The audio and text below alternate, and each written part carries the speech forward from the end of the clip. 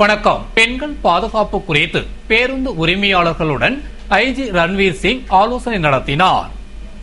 Puduvai IG அலுவலகத்தில் பேருந்து உரிமையாளர்களுடன் பெண்கள் பாதுகாப்பு குறித்த ஆலோசனை கூட்டம் ஐஜி ரன்வீர் சிங் கிருஷ்ணியா தலைமையில் டிஐஜி சுக்லா முன்னிலையில் நடைபெற்றது.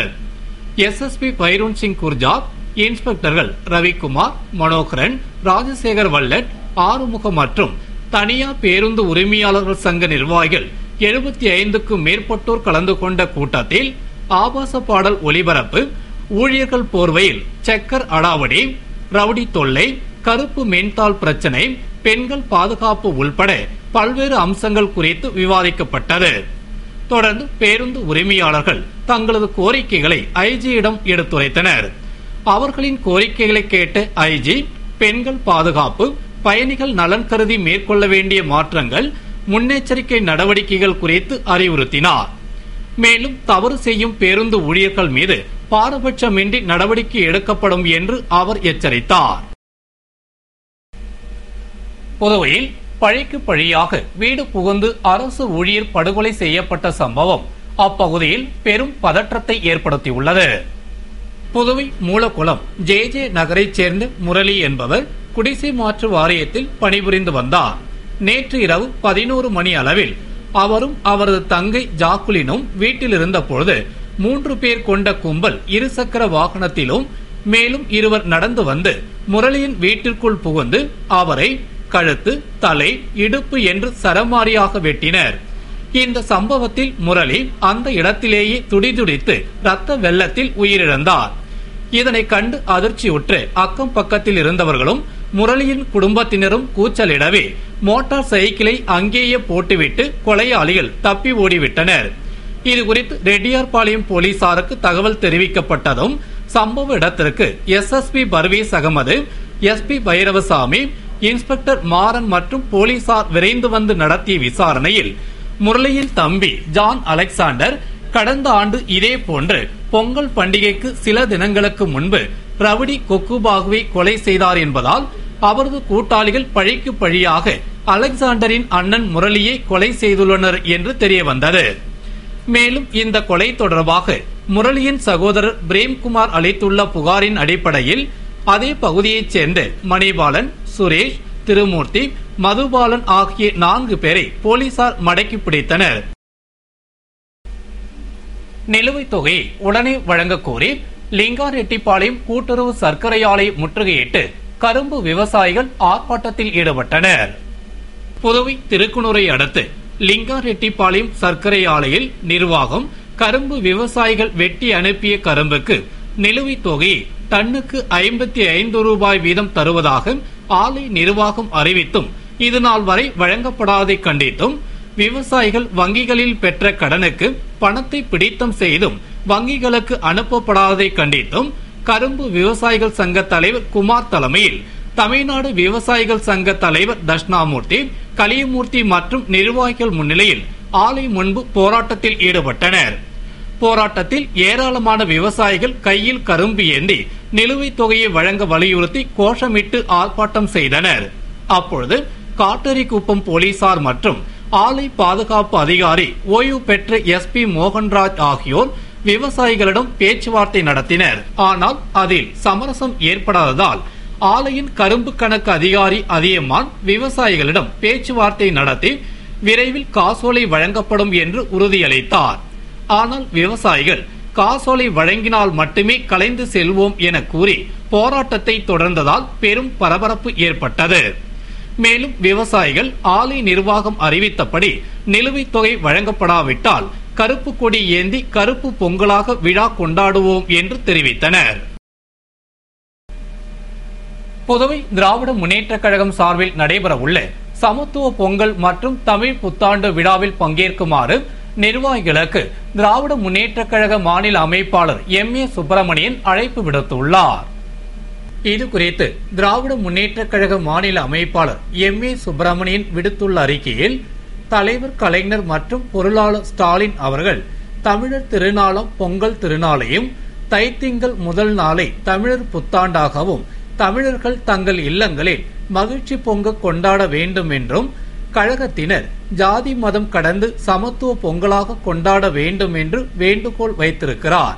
அதன்படி புதுவை திமுக சார்பில் மண்ணாடிப்பட்டு சட்டமன்ற தொகுதி கூனிச்சம்பட்டு கிராமத்தில் வரும் 14ஆம் தேதி திங்கட்கிழமை 3:30 மணிக்கு சமத்துவ பொங்கல் மற்றும் தமிழ் புத்தாண்டு விழா ஆகிய இரு விழா நடைபெற உள்ளதால் மாநில நிர்வாகிகள், தலைமை செயற்குழு, பொதுக்குழு உறுப்பினர்கள், முன்னாள் இந்நாள் சட்டமன்ற உறுப்பினர்கள், தொகுதி கழக நிர்வாகிகள், அனைத்து அணிகள் பொறுப்பாளர்கள், கழக முன்னோடிகள் கலந்து கொள்ளுமாறு அழைப்பு விடுத்துள்ளார். இதனை அடுத்து மற்றொரு அறிக்கையில் புதுவையில் 2011-2012 ஆண்டிற்கான கரும்பிற்கு டன் ஒன்றுக்கு கூடுதல் தொகையாக 55 ரூபாய் வழங்கப்படும் என்றும் அந்த கூடுதல் தொகை ஜனவரி 5ஆம் தேதிக்குள்ளும் நடப்பு அறுவை பருவத்திற்கான தொகையினை கரும்பு வெட்டி அனுப்பிய 15 நாட்களுக்குள் விவசாயிகளுக்கு வழங்கப்படும் என்று முத்தரப்பு கூட்டத்தில் முதல்வர் திரு ரங்கசாமி அறிவித்திருந்தார். ஆனால் இதுவரை வழங்காமல் உள்ளதால் தமிழர் திருநாளாம் உழவர் திருநாளை சிறப்பாக கொண்டாடி மகிழ வேண்டிய விவசாயிகள் துயரத்திற்கு ஆளாகியுள்ளனர். மேலும் விவசாயிகள் வாங்கிய கடனிற்கான வட்டியை அரசு காலத்தோடு கட்ட தவறியதால் மீண்டும் விவசாய செய்ய வங்கியில் கடன் பெற முடியாமல் தவிக்கின்றனர். எனவே விவசாயிகளை மேலும் சிரமத்திற்கு ஆளாக்காமல் கரும்பு விவசாயிகள் மகிழ்ச்சியுடன் தமிழ் திருநாளை கொண்டாட உடனடியாக கரும்பிற்கு கூடுதல் தொகை மற்றும் அறுவை தொகையினை வழங்க வேண்டும். இல்லாவிட்டால் திமுக சார்பில் மாபெரும் போராட்டம் நடத்தப்படும் என்றும் அவர் கூறினார். புதுவை நெல்லித்தோப்பு தொகுதியில் பொங்கல் பண்டிகையை முன்னிட்டு பொதுமக்களுக்கு ஒரு ஜோடி கரும்பினை முன்னாள் நகரமன்ற துணைத் தலைவர் திரு ஜான்குமார் வழங்கினார். புதுவை நெல்லித்தோப்பு தொகுதியில் ஆண்டுதோறும் முன்னாள் நகரமன்ற துணைத் தலைவர் திரு ஜான்குமார் தனது பிறந்த நாளை முன்னிட்டு அனைத்து குடும்பங்களுக்கு சேலை மற்றும் 10, 12ஆம் வகுப்பு பொதுத் தேர்வில் வெற்றி பெற்றவர்களுக்கு சால்வை அணிவித்து கௌரவித்து ஊக்க பரிசு மற்றும் பதக்கங்களை அறுசுவை உணவுடன் வழங்கி வருகிறார். அதன்படி இந்த ஆண்டு பிறந்த நாளை முன்னிட்டு தொகுதியில் உள்ள அனைத்து ரேஷன் அட்டைதாரர்களுக்கு இலவச மிக்சி மற்றும் பொதுத் தேர்வில் வெற்றி பெற்றவர்களுக்கு பரிசுகள் வழங்கி பாராட்டிய திரு ஜான்குமார் ஆங்கில புத்தாண்டை முன்னிட்டு தொகுதி முழுவதும் உள்ள மக்களுக்கு மாத காலண்டரை வழங்கினார். அதன் தொடர்ச்சியாக தற்பொழுது பொங்கல் பண்டிகையை முன்னிட்டு தொகுதி முழுவதும் உள்ள மக்களுக்கு ஒரு ஜோடி இலவச கரும்பினை வழங்கினார். முதலில் நெல்லித்தோப்பு தொகுதிக்கு உட்பட்ட கஸ்தூரிபாய் நகர், தோட்டக்கால், பெரியார் நகர், பிள்ளைத்தோட்டம் பகுதியில் உள்ள மக்களுக்கு இலவச கரும்பினை வழங்கிய திரு ஜான்குமார் தொடர்ந்து தொகுதி முழுவதும் கரும்பினை வழங்கினார். அப்பொழுது திராவிட முன்னேற்ற கழக முன்னாள் இளைஞரணி துணை அமைப்பாளர் அலெக்சாண்டர், முன்னாள் கவுன்சிலர்கள் சேகர், செல்வம், மனோகர், ஆல்பர்ட், சோமு, சின்னக்கண்ணு, ராஜேஷ், குமார், குழந்தைராஜ், மதுரை உள்ளிட்டோர் உடனிருந்தனர். மத்திய அரசிடம் கேட்டு நிதியினை பெற்று வந்த பிறகும் முதியோர் விதவி ஓய்வூதியத்தை வழங்காதது ஏன் என்று காங்கிரஸ் கேள்வி எழுப்பியுள்ளது. இது குறித்து காங்கிரஸ் செய்தி தொடர்பாளர் வீரராகவன் கூறுகையில், புதுவை நிதி நெருக்கடியால் சிக்கி தவிக்கிறது என்று மாநில அரசு மத்திய அரசிடம் 390 கோடி நிதி வழங்க வேண்டும் என்று கேட்டுக் கொண்டதில் 2 தினங்களுக்கு முன்பு மத்திய அரசு 150 கோடி நிதியினை அளித்துள்ளது. இதனை பெற்று வந்த பிறகும் மாதந்தோறும் 7ஆம் தேதிக்குள் வழங்கப்படும் முதியோர் விதவை ஓய்வூதியம் இந்த மாதம் இதுவரை வழங்கப்படாததால் இந்த ஓய்வூதியத்தையே வாழ்வாதாரமாக கொண்டுள்ள ஆதரவற்ற முதியோர் விதவைகள் மிகவும் சிரமப்படுகின்றனர்.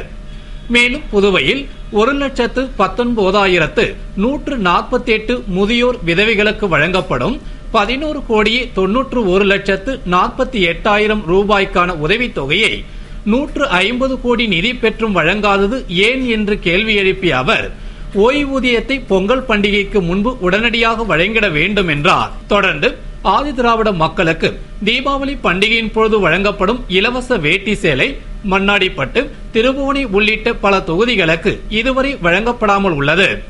எனவே ஆதிதிராவிட மக்களின் நலன் கருதி அவற்றை பொங்கல் பண்டிகைக்கு முன்பு வழங்கிட வேண்டும் என்று அவர் வலியுறுத்தி கூறினார். புதுவை நலவழித்துறை சார்பில் இந்த ஆண்டிற்கான போலியோ சொட்டு மருந்து முகாமினை முதல்வர் திரு ரங்கசாமி துவக்கி வைத்தார். நாடு முழுவதும் ஆண்டுதோறும் போலியோ நோயை முற்றிலும் அழித்திடும் வகையில் போலியோ சொட்டு மருந்து முகாம் நடத்தப்பட்டு 5 வயதிற்கு உட்பட்ட அனைத்து குழந்தைகளுக்கும் போலியோ சொட்டு மருந்து வழங்கப்பட்டு வருகிறது. அதன்படி இந்த ஆண்டு நலவழித்துறை சார்பில் வரும் 20ஆம் தேதியும் பிப்ரவரி மாதம் 24ஆம் தேதியும் போலியோ சொட்டு மருந்து முகாம் நடைபெறவுள்ளது. இதனை முன்னிட்டு சட்டசபை வளாகத்தில் குழந்தைக்கு போலியோ சொட்டு மருந்தினை கொடுத்து முகாமினை முதல்வர் திரு ரங்கசாமி துவக்கி வைத்தார். அப்பொழுது நலவழித்துறை செயலர் ராகேஷ் சந்திரா, இயக்குனர் டாக்டர் ராமன், வாரிய தலைவர் பாலன் ஆகியோர் உடனிருந்தனர்.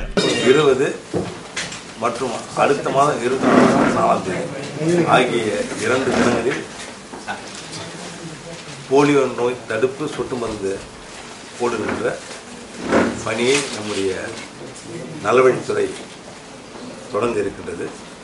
அந்த 2 நாட்களிலும் புதுச்சேரி மாநிலத்தில் உள்ள குழந்தைகள் அனைவருக்கும் போலியோ நோய் தடுப்பு சொட்டு மருந்து போட வேண்டும் என்று பெற்றோர்களை கேட்டுக்கொள்கின்றேன். நம்முடைய புதுச்சேரி மாநிலத்தில் போலியோ நோய் பாதிக்கப்பட்டு குழந்தைகளுக்கு எந்தவித ஊனமும் இல்லாத நிலையை உருவாக்க வேண்டும் என்ற நிலையில் அரசாங்கம் நடவடிக்கை எடுத்து இந்த சொட்டு மருந்தினை தொடர்ந்து போட்டு வருகிறது. அதனால் எதிர்வரும் காலங்களில் இந்த பாதிப்பு என்பது புதுச்சேரியில் உள்ள குழந்தைகளுக்கு இல்லாமல் இருக்கும் என்ற நம்பிக்கை அரசுக்கு இருக்கின்றது. இத்துடன் செய்திகள் நிறைவடைகின்றன. வணக்கம்.